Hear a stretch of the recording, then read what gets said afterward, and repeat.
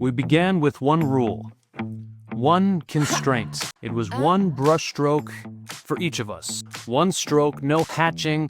Once you lift the brush off the canvas, it's on to the next burst. No plan, no structure.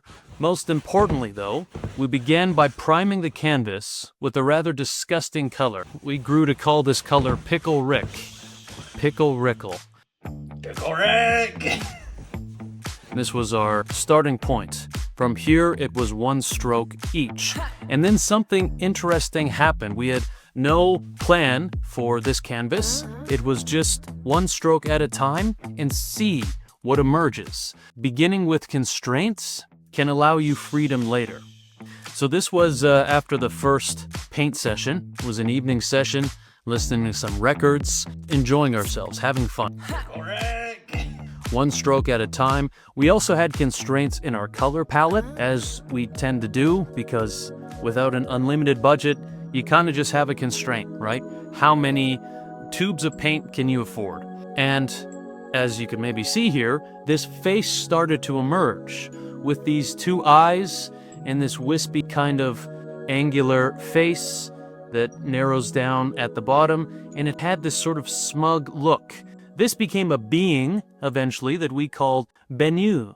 Bennu, I don't know why, it just kind of came, maybe it was something we were listening to. And then something interesting happened during our second painting session. We, of course, now could start to see this figure, and so we were bringing this being out a little bit more. We were loosening up the constraints a bit. On the second painting session, we could hatch. So now you could have a bit more freedom with your paint strokes, but still only one stroke at a time. Then at the very end of this session, this figure emerged.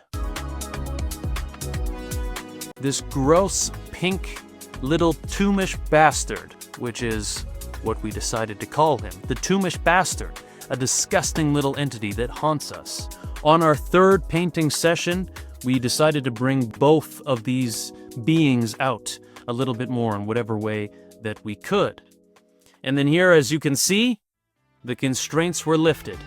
We could make as many strokes as we wanted, and we were free to just paint as we wished. We still didn't really discuss what we were doing. We would kind of pause here and there and make some adjustments and strategize a little bit. And then this is what it looked like at the end of that third painting session. And now it exists in this kind of limbo state, and we have this narrative arc about what it means, what the figures mean, and all of this came from this very simple and quite frankly annoying constraint that we began with, one stroke at a time. We began with a constraint and we ended with total freedom, but that total freedom, we couldn't do whatever we wanted. We couldn't just make a black stroke across the whole canvas, because now we were invested in these entities that had come out in it. So you begin with constraints, then you end with freedom in what you can do, but you're still constrained because that's the very nature of art, I suppose.